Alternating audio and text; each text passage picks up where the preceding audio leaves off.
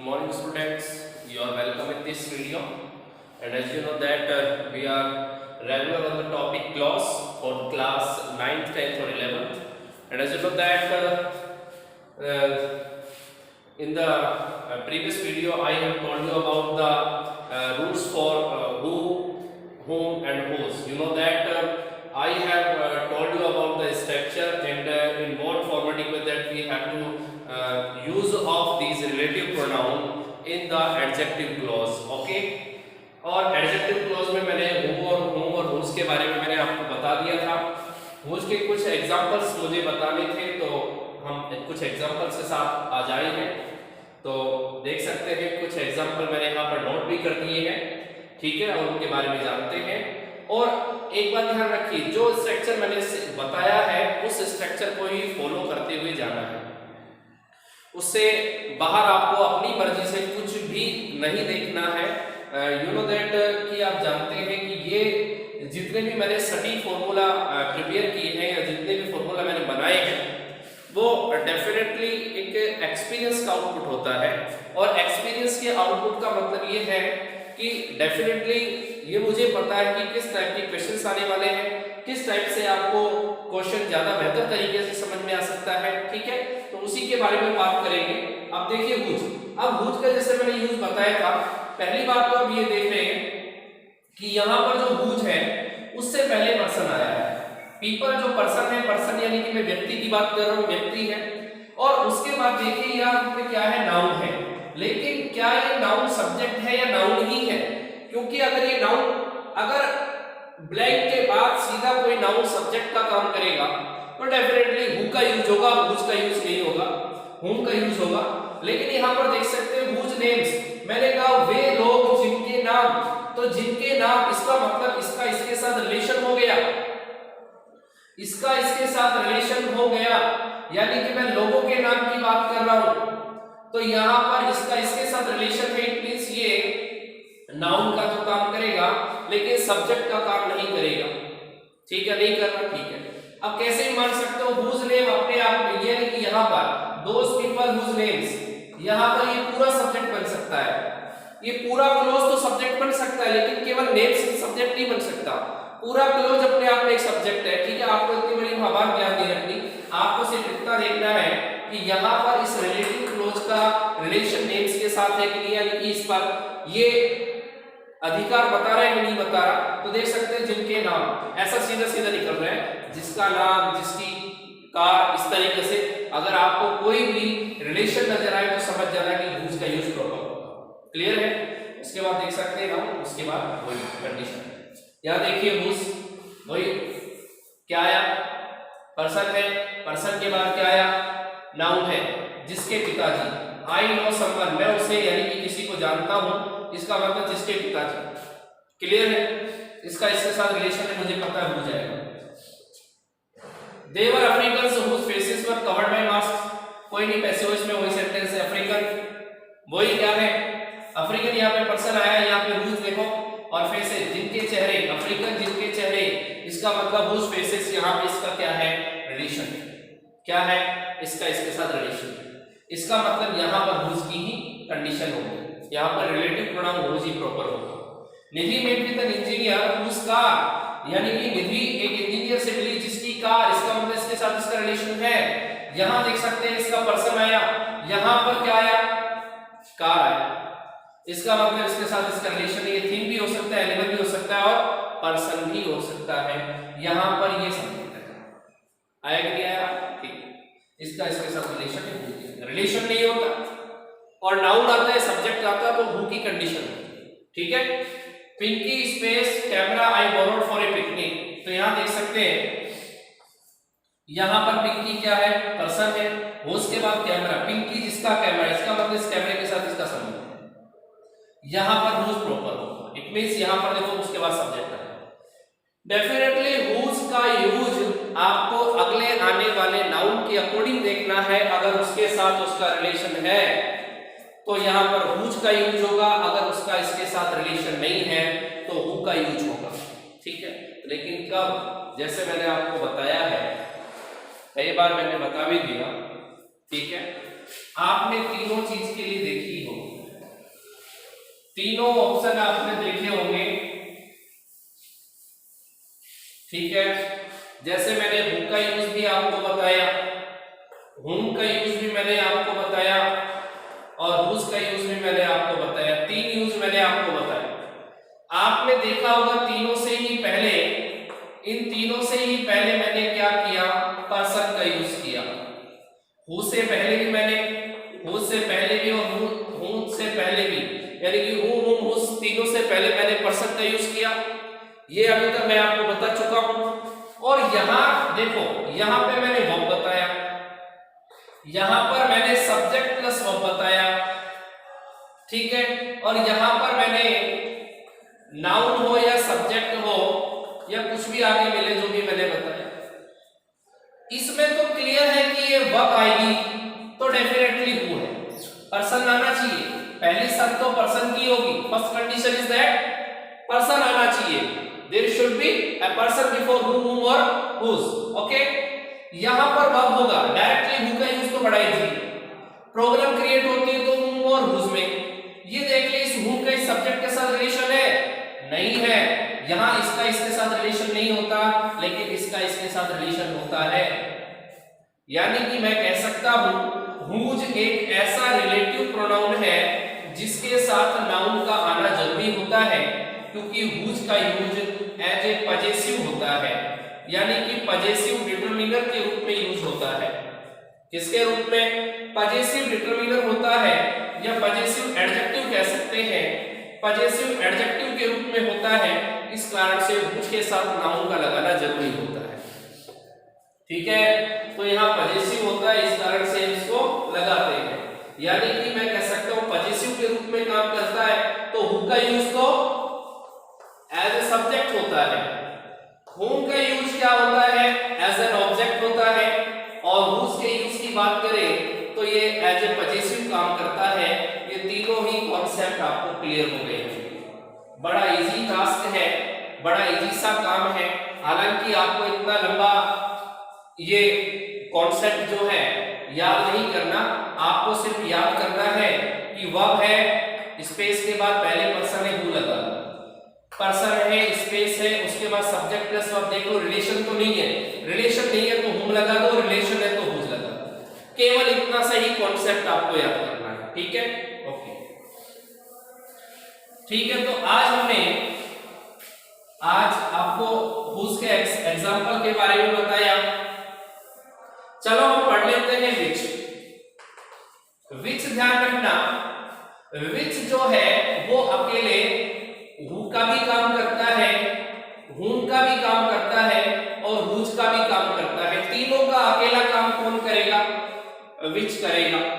लेकिन आपको इतना पता है ना, आपको इतना पता है कि मैं हु पढ़ाऊं या हुम पढ़ाऊं या हुज पढ़ाऊं, लेकिन यहां पर इन तीनों का यूज किसके लिए हुआ? पर्सन के लिए, यानी कि इन तीनों से पहले पर्सन आता है।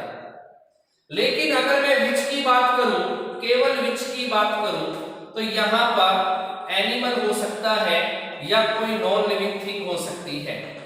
नॉन लिविंग थिंग की मैं बात कर सकता हूं, ठीक है, नॉन लिविंग थिंग या एनिमल, और उसके बाद विच का यूज।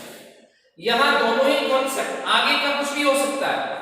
देखिए, जैसे मैं यहाँ क्लियर कॉन्सेप्ट आपको बताता हूं, जैसे हम विच की बात कर रहे हैं, मैं कहा कि भाई ठीक है, वो यहाँ पे जो आपका हु, हुम और हुज है, उनका यूज तो पर्सन के लिए हो गया, बिल्कुल करेक्ट। लेकिन यहां पर अगर मैं विच की बात करूं, पहले तो विच का मीनिंग देख लीजिए क्या होगा। विच का मीनिंग जो हु का निकलता है, जैसे जो, जो की, इस तरीके के ये भी मीनिंग निकालता है, ठीक है। इसके अलावा जैसे मैंने कहा जिसे, जिसको, जैसे जो हुम का यूज निकलता है, जिसे, जिसको, जिनको, जो हुम का निकलता है ना, वही सेम इसका भी निकलेगा।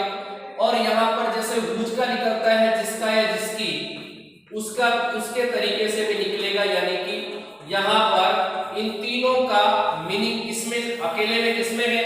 विच में है। अकेले किसमें है? विच में आएगा। इन तीनों का अकेला यूज जो है विच में हो जाएगा। होगा कि नहीं होगा? होगा। तो ये बात आप ध्यान रखिए।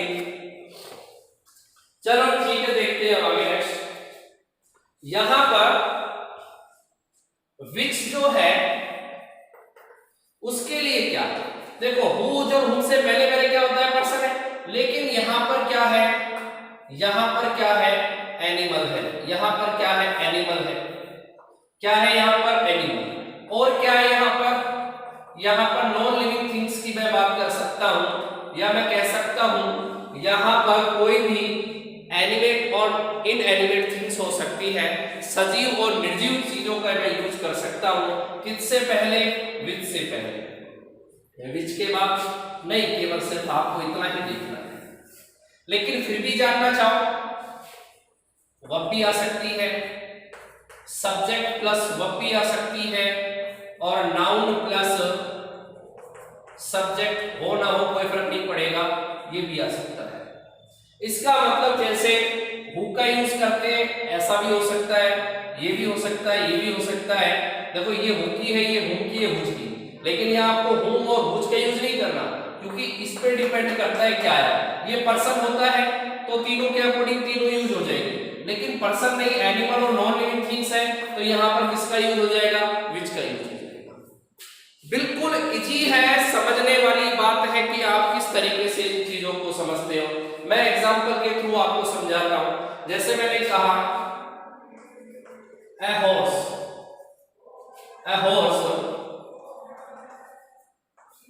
was grazing near a house। Okay, यहां देख सकते हैं विच से पहले क्या मिला, विच से पहले क्या मिला, एनिमल मिला। यहां देखिए उसके बाद वर्ब मिली, कोई फर्क नहीं पड़ेगा। अगर सपोज करो 1 मिनट के लिए यहाँ पे हॉर्स की जगह कोई पर्सन होता तो यहाँ हु लगता कि नहीं लगता, लेकिन यहाँ हु नहीं लगेगा, हुज लगेगा, सॉरी विच लगेगा। क्यों लगेगा, क्योंकि यहाँ पर क्या है, एनिमल है। ठीक है, अब जैसे मैंने कहा a newly built house,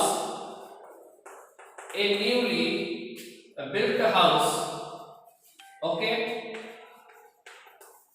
which was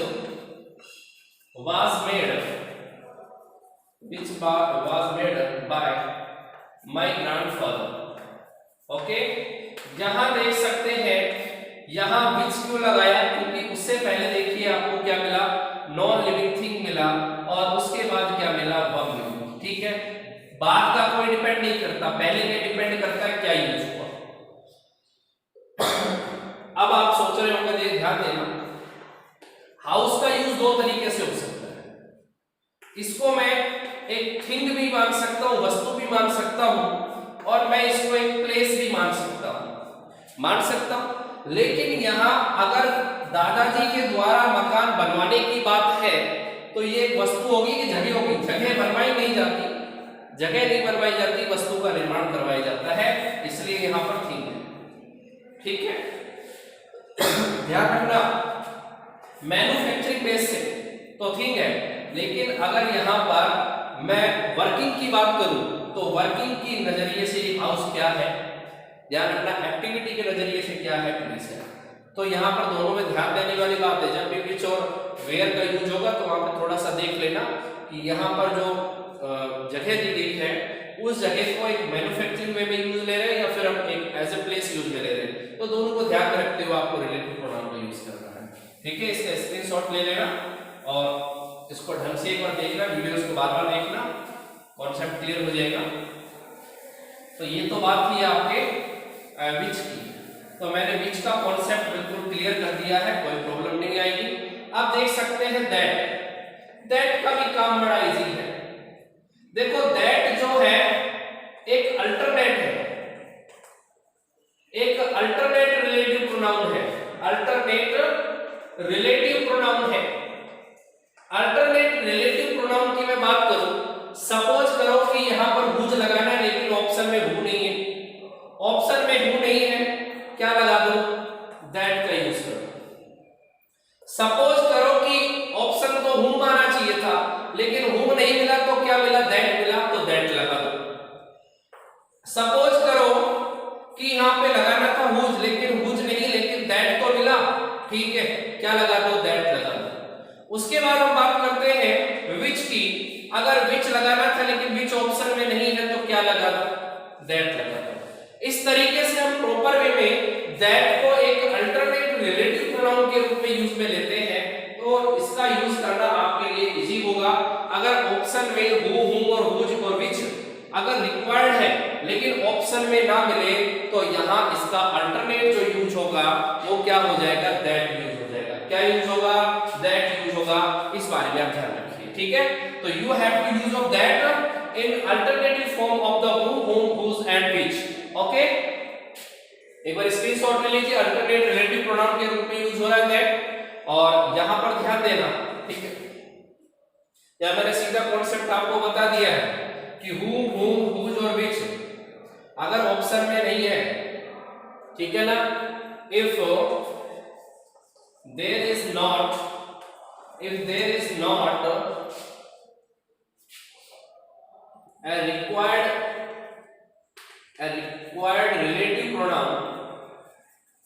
a required relative pronoun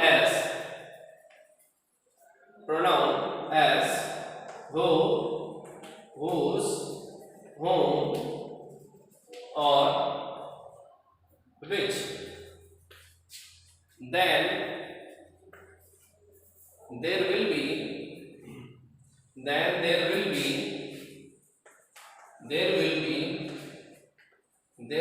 used of an alternative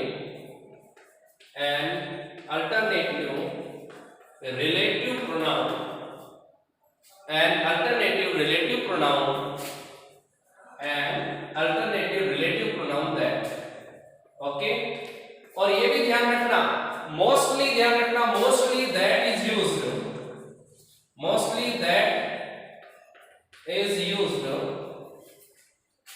in interrogative sentence.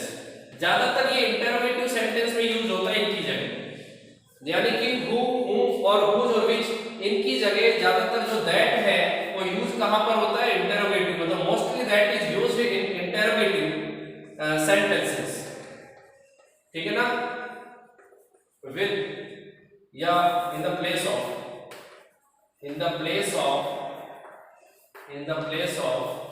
whom, ठीक है, whose और which, ये ध्यान रखना। यहाँ काम बड़ा आसान है, कोई प्रॉब्लम नहीं है, ठीक है। तो यहाँ इसको आप एक बार नोट कर लेना, इसका एक बार स्क्रीनशॉट ले लेना, आपको इजीली समझ में आ जाएगा। इसका स्क्रीनशॉट ले लेगा।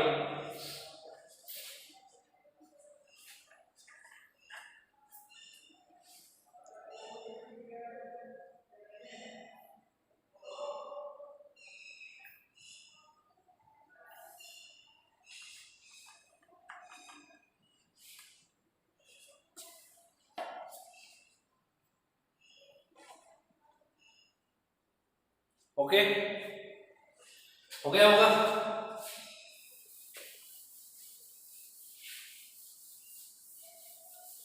चलो कुछ एग्जांपल देख लेते हैं दैट के लिए।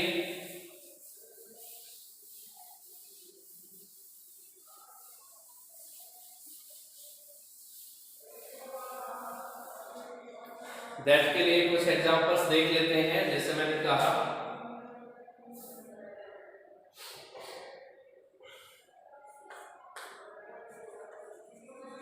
I saw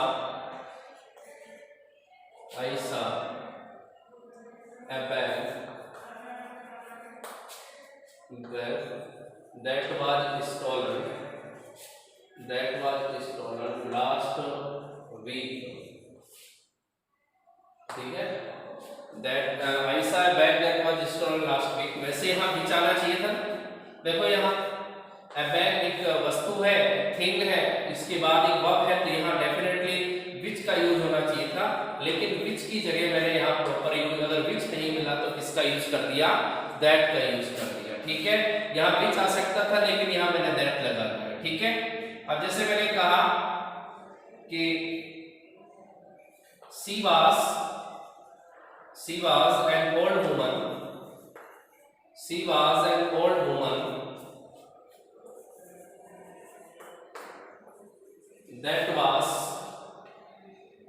panic, डरी हुई थी, दैट वाज पैनिक। यहाँ देख सकते हैं एन ओल्ड वुमन, एक पर्सन है, उसके बाद स्पेस है, तो यहाँ प्रॉपर वे में हु आना चाहिए था, लेकिन मैंने हु की जगह किसका यूज कर दिया, यहाँ मैंने हु की जगह दैट का यूज कर दिया। किसका यूज कर दिया? दैट का यूज कर दिया। ठीक है, और देख सकते हैं जैसे मैंने कहा last week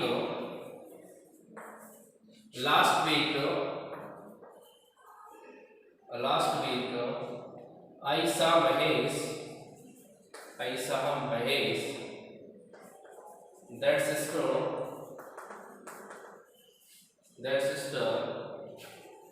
was buying something,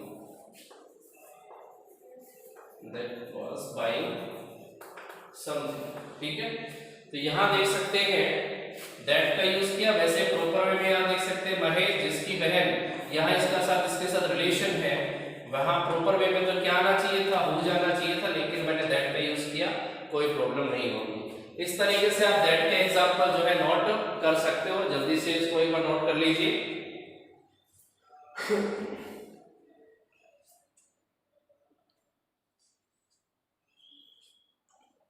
okay, तो आई होप ये नोट कर लिया हो, स्क्रीनशॉट ले लिया हो।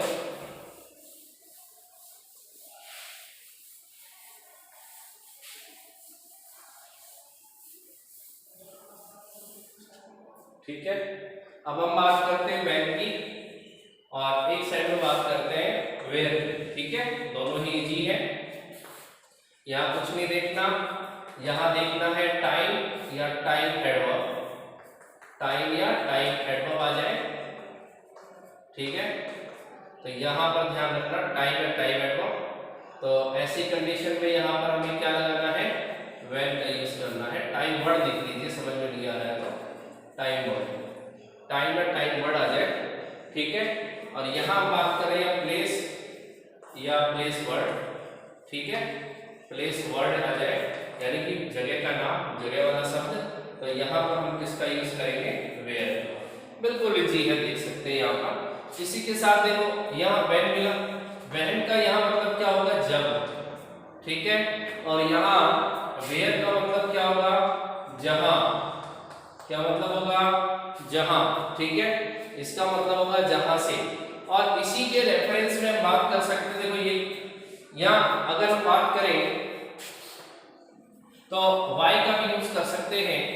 ठीक है, y, लेकिन y के लिए आपको क्या देखना है, ध्यान देना।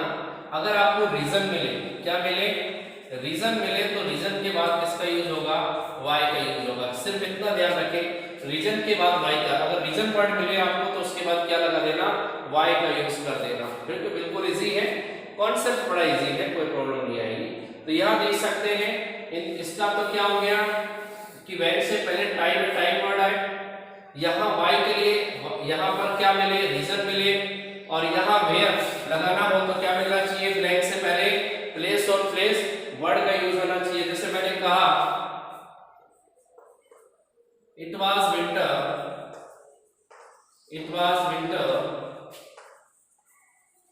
when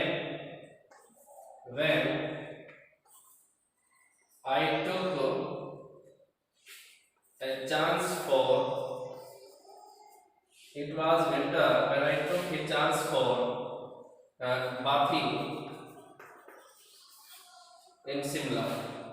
ओके, यहां देख सकते हैं, यहाँ विंटर क्या है, एक टाइम एडवर्ब है। सीधा टाइम एडवर्ब मिले तो यहाँ पे क्या लगा देना, व्हेन पे यूज कर देना। ठीक है, यहाँ वेयर के लिए देख सकते हैं, मैंने कहा दिस वाज a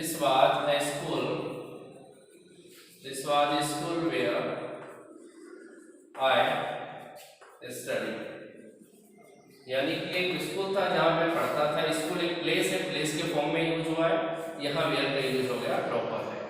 ठीक है, जैसे मैंने कहा दैट वाज रीजन, देखो रीजन मिला, डेफिनेटली आपको पता है वाई आना चाहिए। That was reason why I resigned from my job। ठीक है ना, यह कारण था जिसके कारण मैंने अपनी जॉब से रिजाइन दे दिया। तो डेफिनेटली रीजन के बाद आपको क्या नोट करना है, वाई का नोट करना है, ठीक है। इसलिए इन तीनों एग्जांपल्स पे एक बार नोट कर लीजिए।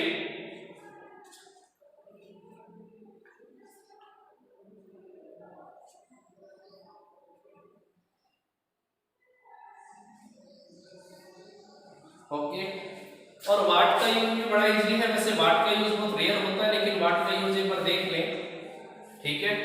वाट का यूज देख लें।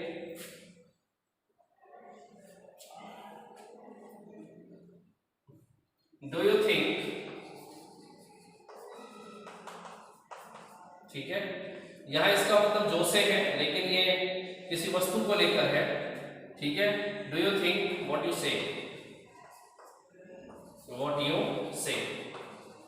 यहां मीनिंग के बेस पर हम कह सकते हैं वाट का यूज। बाकी वाट का कोई प्रॉपर एक फंक्शनल फॉर्मूला नहीं है जिसको हम बता सके, ठीक है। इसलिए इसको नोट कर लीजिए, ये आपके लिए यूजफुल फॉर्मूलाज है जो मैंने आपको बताई है। और रिलेटिव क्लॉज का यही मैटर अपना कंप्लीट होता है। तो मिलते हैं एक नई क्लॉज के साथ नेक्स्ट वीडियो में, ठीक है। तब तक के लिए आप इन रूल्स को जो है बेटर तरीके से लर्न करते रहिए, अपनी नोटबुक में इन रूल्स को प्रिपेयर करते रहिए, एग्जाम्पल सॉल्व करते रहिए। डेफिनेटली आपको कोई प्रॉब्लम नहीं आने वाली। क्लॉज का टॉपिक हमारे लिए बहुत इजी होने वाला है, ठीक है।